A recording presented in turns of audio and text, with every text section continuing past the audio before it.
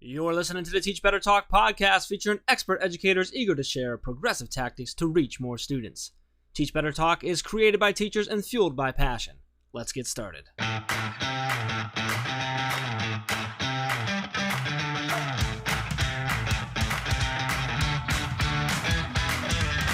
Hey everyone, welcome to episode 58 of Teach Better Talk. I'm Ray Hewart, but you already knew that. And as always, I am with the very diligent Jeff Gargis. Diligent. How you doing, Jeff? I'm feeling very diligent. I'm curious. Like, you're always like, I'm Ray Hewitt, but you already knew that because I'm big and famous. And oh, here's Jeff. Is that how it is? Is that what it is? Like, everybody. No, it's like, clarify. Hey, let's listen to Teach Better Talk with Ray Hewitt. And what's the guy? The diligent guy? Like, what's his name?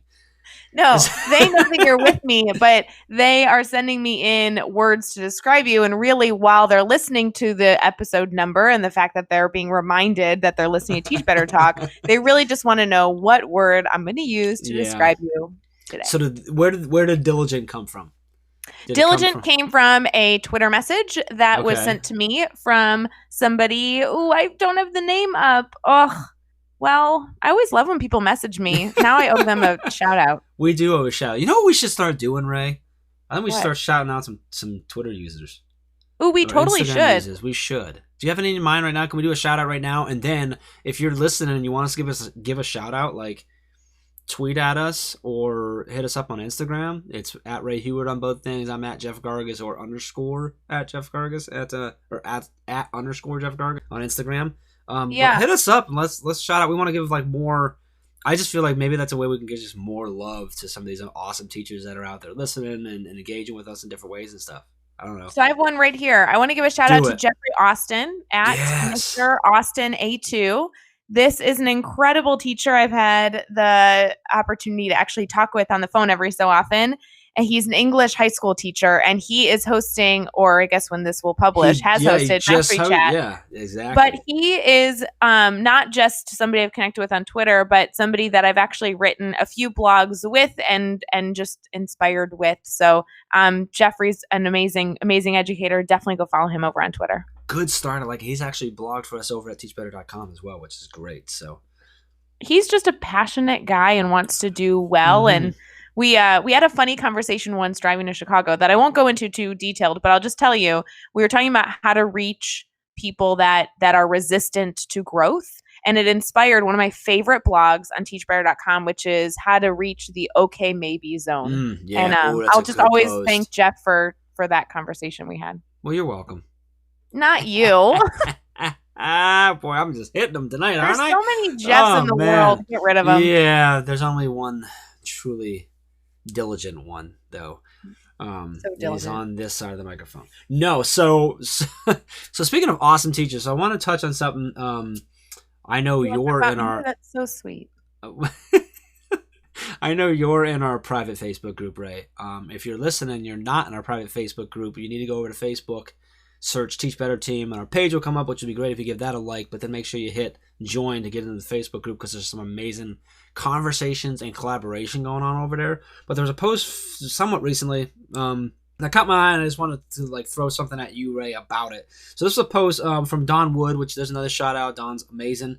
But she was asking about she had finished up a unit on the grid method actually. But her question was about surveying her students, and she asked about, like, what do you guys use? What tools do you use? And there's a lot of tools thrown out and ideas and ways in which they ask and the questions they ask and stuff that are on there. So if you go in a group, you'll see all that. But so when you do that, Ray, like, I know you do a good job of this. I want to ask you, like, I'm trying to think of the best way to phrase this, but like, so what do you focus on when you're doing that? If I'm surveying my students, if I'm trying to get that feedback, like, what's the purpose behind that? What should I be doing with that information I'm gathering? What kind of information should I be getting from them? A teacher's approach to trying to survey their students to gather information is, I would assume, for the opportunity to reflect on how effective your teaching style is and what you can do better, should be approached the same way we would approach any formative assessment, right? That goes back to, and we do a lot of training on this, Jeff, but those mastery questions. What questions do I need to ask to really get the type of data I need. And I don't mean to direct it all to the data, but the fact is that if you're going to take the time to give a formative assessment, if you're going to take the time to collect data, it better be the data that you're looking for so you can actually do something with it, right? My worst thing that I talk to teachers about is you give an assessment with 20 questions on it, but you realize that you probably only needed 5 and to really gather the data you needed of if they've mastered the standard or not. And that concept is a direct correlation to what we're talking about now, is getting data on your practice, hearing from your students. And we've talked about student voice before, but it's important because if you're not if you're using these best practice techniques, but you're not reaching your students the way that they need, then it doesn't matter what technique you're working with. It really matters at how then it's affecting your students and therefore, having a step in their success. So I survey my students about every 6 weeks. And I actually do survey my parents probably just as frequently, maybe a little less.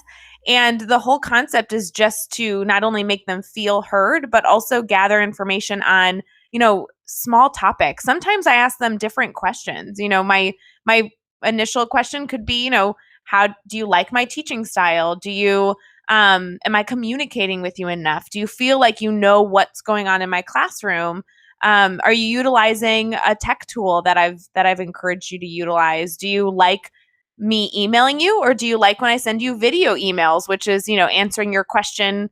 Well, I've recorded a video so you can see my face and my tone, really targeting your questions to gather the data you need, because you don't just need to ask once, right? You can survey your students multiple times. And then you can put a focus on, what am I actually looking for? Am I wondering if I'm just trying to get an ego boost, do they think I'm cool? Or am I asking a really direct question like, is my communication style working for you? And if it's not, what else can I do to make it more effective? I think that would be so valuable if our teachers asked our students more often, not just about their learning, but about other components of the classroom as well. What's the most frustrating thing that happens throughout your day that I can help fix? I love that you also do that to your parents. I think that's important too, and doesn't happen enough as a parent. I'll tell you that. That I think is really a crucial piece of it. It could be really, really valuable there. So, do you have last question on this, and then we're gonna move into the episode? But do you have like a go-to number of questions that you like to keep it under when you're doing that? Is there like a sweet spot of like, hey, if you ask more than 5, that it's just you're annoying them? Do I almost just try and focus on those 1, 2, or 3 things I really want to know, or does it not matter? I wish I had some like statistical research on this. I absolutely don't. I'm really just asking you personally. Like, I don't need data. I get like surveys all the time for people to gather data that are these listservs I'm on, and I hate long surveys. I don't have the time for that, and our parents don't, our students don't, especially if you're doing it in class. It's taking away from class time. So for me, I keep it to like 3 to 5, maybe not 5, 3 to 5 questions. And some of them, start with a goofy one. What's your most memorable moment from March? Tell me something about you. What data can I gather to actually learn about you? And then what data am I really looking for? And then always provide the last comment or the last question as a comment box. Do you have anything that they want to communicate with you? That way you're catching the students or the parents that have been meaning to reach out to you, have been meaning to grab you, and just haven't gotten it's kind of like 2 birds, 1 stone. Love it. Good stuff. It's good stuff. Let's talk about the episode. So this was a fun episode.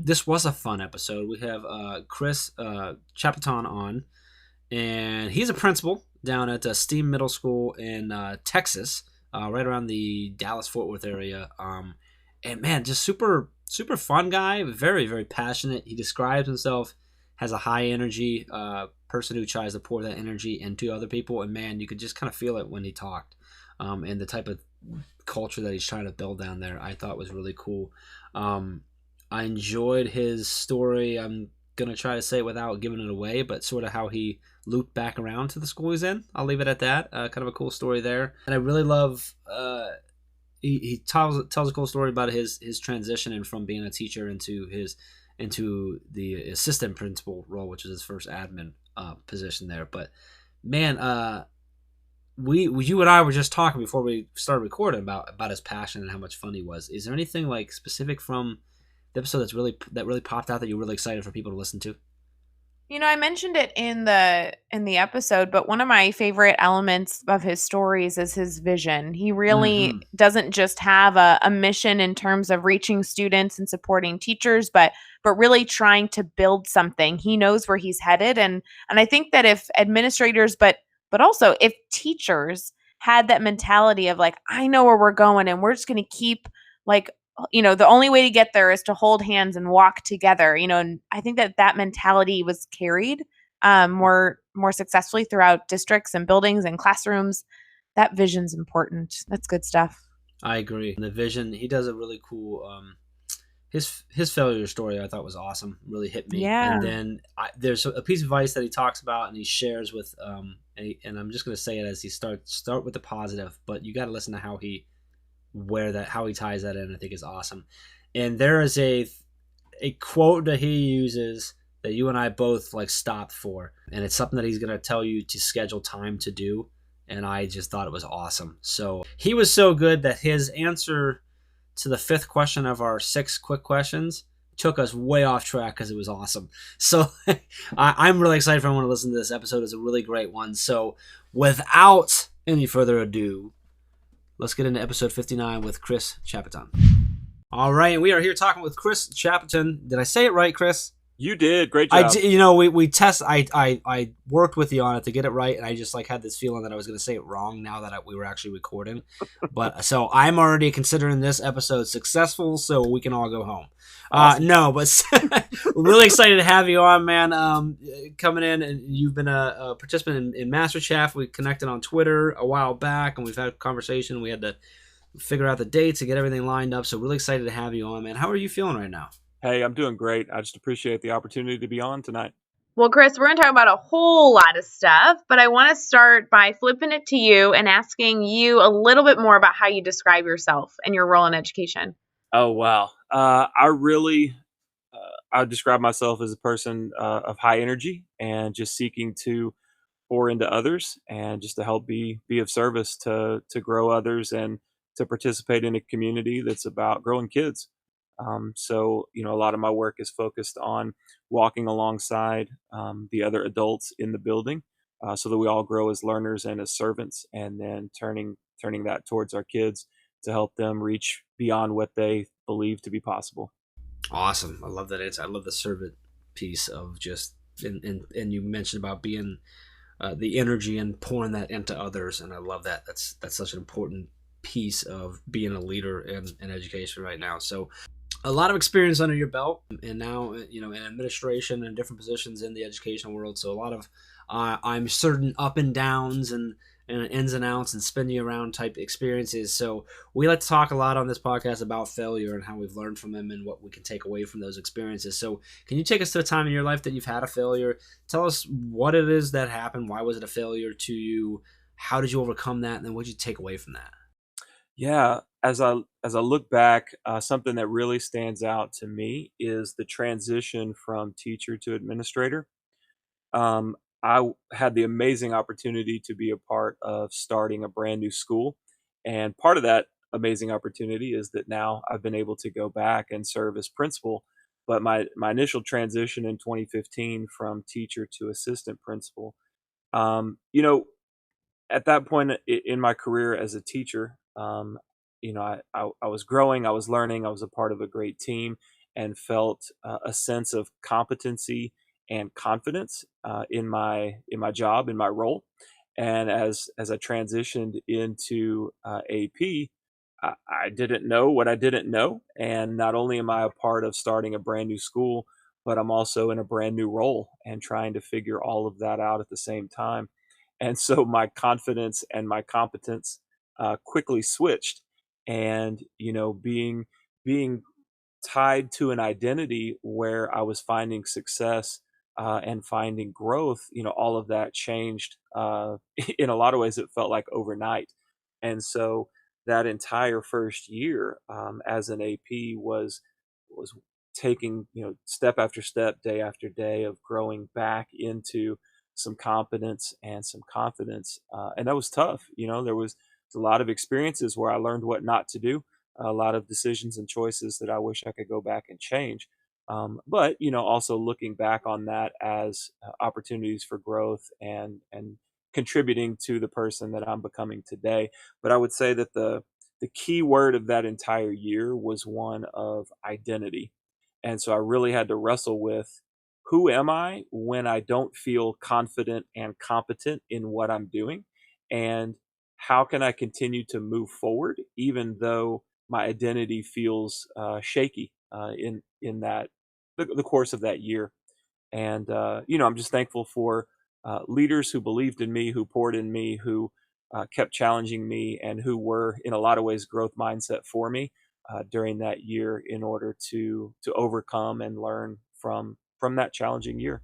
Oh man, so much in there. I love that you're used to the words learn an opportunity, of learning when you grow, and that how it developed you into who you are, and your touch on the identity and how do I view myself? I can't remember how exactly you said it. You said better than I'm about to, but how do I view myself when my identity doesn't feel like it's not as strong, when I'm shaken, when I don't feel as confident? And that just hits me boom right in the heart, because I remember I tell the story a lot about just a bit major failure that I had in a past life where I just like lost my identity, and I literally asked my wife, and she asked me what was wrong one day, and I said, if I'm not, it's a long story, but at Jeff TF, because I had a record label called FTF Records, and everybody called me Jeff TF, and I said, if I'm not Jeff TF, who am I? Like, who am I? Like, I didn't even know who I was, and she, of course, made me feel better because she's awesome, but, like, that can be such a tough moment when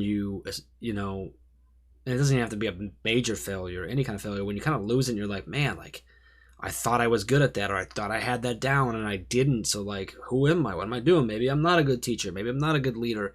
But to be able to get through that is so crucial, and then to be able to look back. And I love that you touched on the fact that you had leaders that could help you get through that. So, really appreciate you appreciating that, you sharing that story with us. Well, yeah, no problem. I mean, I don't get the AP job if I'm not a decent and effective teacher. And Mm-hmm. so, here I've gone from feeling good about what I do and about my performance to now feeling very shaky as I'm plowing new ground and trying to take new territory. And so, it really helped now being in a position where I can hopefully have influence on others and be a leader to others.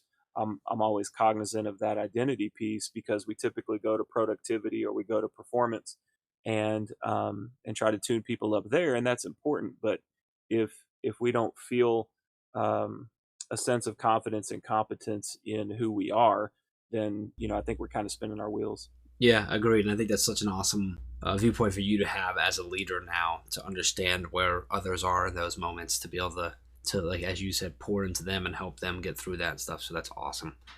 So let's flip it around now. Let's talk about a success that you've had. And this could be something big, something small.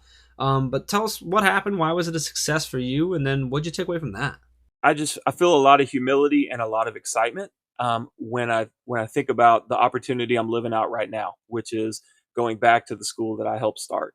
So I was AP at STEAM Middle School in Burleson, new STEAM oriented 21st century oriented campus. Was able to serve there from 2015 through 2017, the July of 2017. Then I went to a local high school, and in January of 2018, got to come back as principal. And so, it's just, I describe it as going back to an expansion team and kind of helping move it along to its next steps, or for whatever reason, being away from a small child for a period of time. And then, you get to come back and you're like, wow, you were crawling when I left, and now you're standing up on the coffee table, or you're taking your first few steps. And so it's been exciting to return and to see the fruit of the labor of the people there, and to see how the campus is transitioning from startup phases to some sustaining success phases, and looking into the possibility of 3 to 5 years down the road, where do we want to be, now that we're standing up, leaning against the coffee table or taking those first few steps. How do we want to continue to take the next steps of our campus vision, ultimately to see our teachers grow, and in turn see our students achieve. So that's what's exciting me right now. Hey, what's up, guys? It's Jeff. We're going to get right back to the episode, but I want to make sure if you haven't submitted your proposal for Teach Better Conference in November, you need to do that right now. Head over to teachbetterconference.com. Get your proposal in. We will see you on November 8th and 9th. Now let's get back to the episode. You know, Chris, I know that you've listened to a few different episodes on our podcast, but for our listeners that have been listening to, the past 4 episodes, we've had a lot of administrators on. And I wish that we could say it was, intentionally, we had some secret mission, Jeff and I, but really it's been a lot of how our scheduling fell. We reach out to educators and we purposefully phrase, Teach Better Talk as supporting educators, because whether you're a first-year classroom teacher or a veteran teacher or a first-year principal or a veteran principal or a superintendent or the director of curriculum instruction, whatever role you play in education in any form is what we love to celebrate here. And there's been some consistencies with the administrators that we've had, but something I've really enjoyed listening to your story is this idea of vision, this idea of what is in our future, what's on the horizon, and what can we continue to work towards with that. And that gets me excited as I continue to learn from educators, all different types of educators, but specifically you, since we've been connected on Twitter for a while, is how exciting is it to have these forward-thinking educators in leadership roles that have really amazing power to really construct a vision that's best for our students, and that's amazing. So when it comes to then turning it around and asking you what you're excited about these days in education, I know you kind of alluded to it in your last answer, but would you mind expanding on what is keeping you excited and what's fueling your fire? Yeah, so here's what we're about at STEAM. Our vision for this year has been creating engaging learning, which can be kind of a catchy phrase, but we break it down into 3 components. The creating component is our campus-wide focus on standards alignment, and that's specifically through standards aligned rubrics. So I'm excited about teachers who are learning to truly be curriculum designers, because they're looking at the learning standard, and not only are they breaking it down into its components and learning its various components and how to develop kids towards mastery in those components, but they're also looking at the verb and working through processes of differentiating the verb across 4 levels to really provide a experience for kids rich in leveled learning standards. Then there's the engaging part of it, which is our campus emphasis on student autonomy. So utilizing our relationship with a company called Engage to Learn and the best practice and life ready skill rubrics that they create, this emphasis on student autonomy is also a leveled rubric experience where teachers and kids can track their growth and their expressions of autonomy. And then finally, there's the learning part, right? Like, how do we know this is even having an impact and that kids are learning? And so what I've chosen to do is take an organic approach to assessment calibration, kind of in conjunction with the standards aligned rubrics and the student autonomy pieces, but organically as it makes sense to teachers because they have the context and the experience to reflect back upon. Then we have conversations about assessment calibration, about leveled assessments, and about tracking our students' performance on those assessments with leveled questions. So really trying to take an approach where once their experience begins to outweigh their knowledge, now we're gonna provide more knowledge and then give them space to experiment and grow their experience. So creating engaging learning is really what has me excited in terms of the vision of this campus. And now as we look to 2019, 2020, what we're discovering is that as we provide the standards rich environment along with the student autonomy growth, we're moving from engagement to empowerment. And so the 2.0, if you will, of the vision becomes creating empowering learning. But again, not just a fancy catchy slogan, but the standards alignment piece and then the student autonomy piece that flows into assessment calibration. So what I've told my teachers is I'm giving you really 2 targets instead of 20 that sometimes we end up with. You just shoot at these 2 targets. If we get to the 3rd one organically, it will make sense and it won't feel as much like another weight that you have to carry. But you design and provide rich experiences for kids in these two areas, and that's where we're going to hang our hat. So, creating engaging learning to creating empowering learning, and next year, along with that, I really want to partner with Engage to look 3 to 5 years down the road. What does a long-term, sustainable campus vision look like in practice, so that our instructional dynamics develop some deep roots?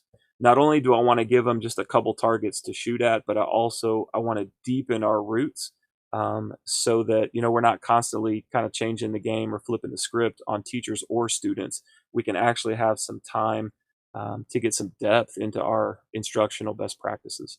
Well, Chris, geez, you just touched on a ton of other best practices that I know that teachers listening are writing down, or they've heard these terms, a lot of the elements about mastery and really supporting the students to get them what they need when they need it. And also this focus on not just motivating them, but really empowering them is a huge focus, I know, on our team. So I love that those two pillars is really something that you're not only working on with your teachers, but providing them the support to be able to master those skills in their classroom. So what advice do those teachers need? What types of advice would you give a new teacher, or even a teacher in the field that is hungry to look towards that type of classroom and really wanting that future for their students? Find a trusted, relationship valuing, high performing teacher, and apprentice from and with them. Yeah, I think one of my favorite elements of talking about a mentor is that anybody can be a mentor. You just have to find them, right? Mm-hmm. I mean, one of the beauties of what we're trying to build at STEAM is that our campus leadership team is so strong. And so, these are folks that I'm challenging to lead the folks on their teams. And a lot of that is, be the person that you want your teammates to become. As admin, as we're trying to be the people that, we want our campus leadership team to become. And if we all have that forward thinking, pouring into others, growing others, mindset and practice, then we all benefit, because the community comes together with its gifts, and we all shine with what we have to offer. I love your outlook on things, and just the way that it's that forward thinking of pouring yourself into others, and focusing on the growth and the full vision of your campus there, and your leadership team, all the way down to your teachers and stuff. I want to ask some, we do a lot of, and Ray mentioned that we've had a couple admins on recently, but we do, a lot of our episodes are with teachers. And so anytime we get an admin on, I'd like to, and I don't think I've asked one of our principals recently about this, but I want to ask you, because we work with a lot of districts around the country and a lot of different schools, and so we get to work a lot with teachers, but we also work with the admin team, so we kind of get to see a lot of both sides. And I think we're pretty good at building relationships, so a lot of times we get to hear a lot of things from both sides. And sometimes, unfortunately, we found there are sort of these gaps, because there's so many things that are different in those roles that can kind of separate the two. So I always like to ask, from an admin's perspective, what's something that you wish, if you could say something right now to every teacher out there that you need them to understand about someone who's in your position, in that leadership role, in that admin role, what's something that teachers just need to understand about admins and what you're trying to do? Something that I learned from a mentor and trusted friend is the power of positive presuppositions. And so my off the cuff, in the moment answer, from teacher to admin, and from admin to teacher, is that relationally, let us start with positive presuppositions for each other. We got into this profession to help kids ultimately, and to serve children, and to help them achieve things they may not believe are possible. And so if we can start assuming that positive intent of each other, then we can find common ground to move forward. I love it. That was perfect. This is exactly what I was looking for. So it's great. All right, so now let's have a little bit of fun. So we're gonna do the next 6 questions, and we're gonna do them in 15 seconds or less. You ready to go?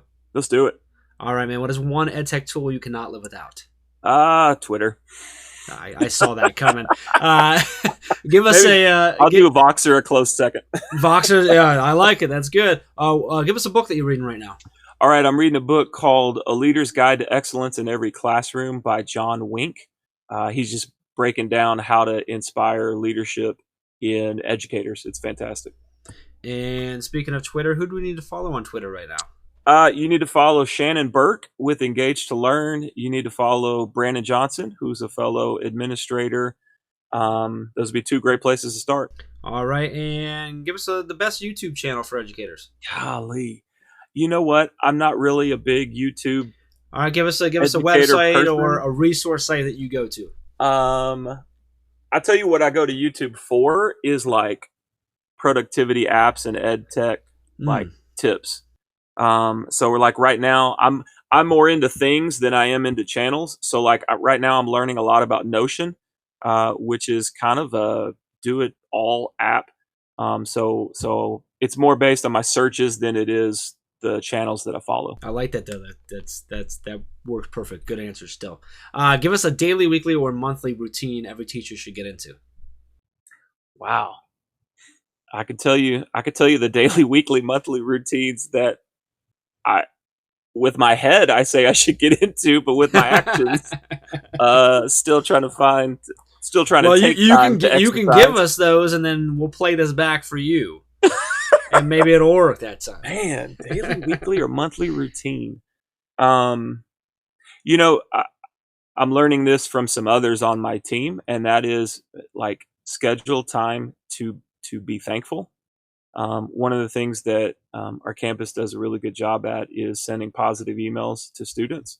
And so whether you're admin, sending positivity to your teachers to students, whatever, like get into a routine of kindness. Get into a routine of kindness. Holy moly. Yeah. Love that. That's fantastic. I feel like he just made that up on the spot too. Well, so here's the deal. We track the positive emails that teachers send to students, and teachers set goals themselves. So like in the fall, their goal as a campus, and I've got a staff of like 31. So their goal as a campus was 500 positive emails to kids. They sent 529. Nice. So at Christmas, they re-upped and they said, all right, we're going to do 500 more in the spring. And I said to myself, like, you're helping to facilitate this growth in kindness, but how many emails are you sending, dude? And so like I had to kind of step into, hey, like, how can I expect them to do this? And I'm looking and I've sent 0. So I've had to make it routine that, not only when I go to classrooms for observational purposes, I'm also looking at, okay, which kids in this class can I send positive emails to, if not the whole class, to be a part of accomplishing the mission myself. Nice. That's an awesome mission. So how are you, just from a technical standpoint, how are you tracking those? Like, what's the method for tracking them?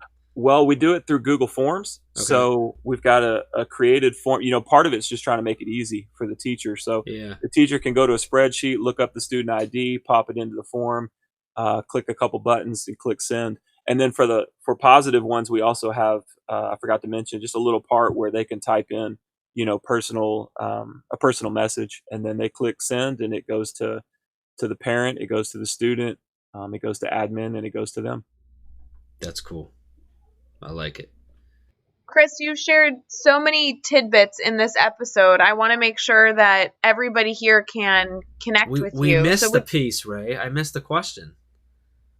You didn't finish a question with him? With all that well, his routine thing got a little past 15 seconds. Hey, I'm thinking in my head, like, best piece of advice I've ever received. Yeah, but oh man. So I want to touch on what? Our 15-second answer to the routine went way off, but man, like, ridiculously valuable. So like, I'm okay with that. But yeah, so the final question is Chris, is what's the best piece of advice you've ever received? Okay. Other than get a routine of kindness, which I think is pretty awesome advice. Chris, my question was going to be easier, just so you know. Well, I'm not saying this because I'm good at it at all. But, you know, you're talking about advice, like consider others better than yourself. I mean, you know, working that out and living that out is a daily challenge. But I would say that's the best advice I've ever gotten. I love that. Yep, you is greater than me. Awesome. All right, Ray, you can go with your easy question now. Are you sure?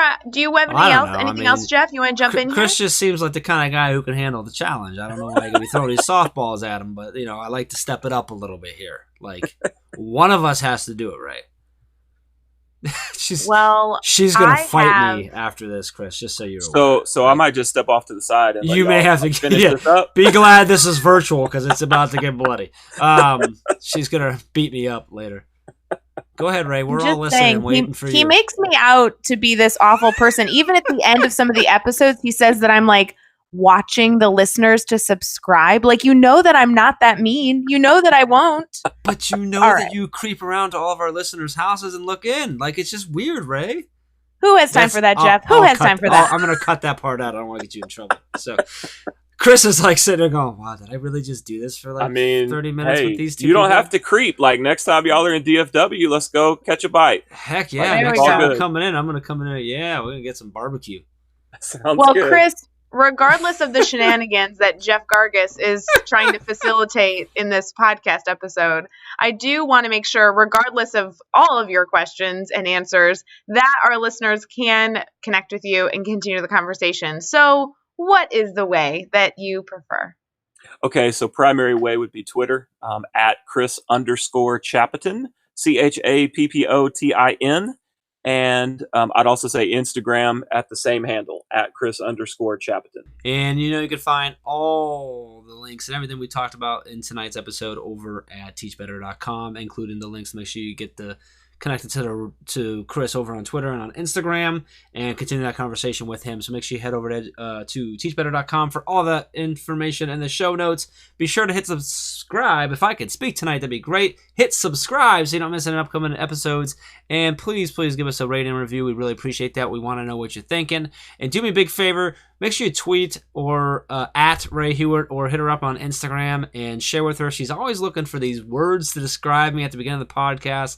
And I'm afraid she's running out and it's just going to get bad. So, like, she wants to help. I want to know what you guys are thinking. We've had some really cool ones sent in, so that would be really, really cool. Appreciate that a whole lot. Chris, man, thank you so much for coming on and not only just sharing your thoughts, your experiences, but having some fun with us, laughing with us, getting us way off track with such an awesome answer to the fifth of the six quick ones. Really appreciate it, man. Really appreciate the stories, the how transparent you were with us and everything. So, man, just appreciate you. No, not a problem at all. Again, thankful for the opportunity and chance to hang out with y'all. And until next time, let's get out there and let's teach better.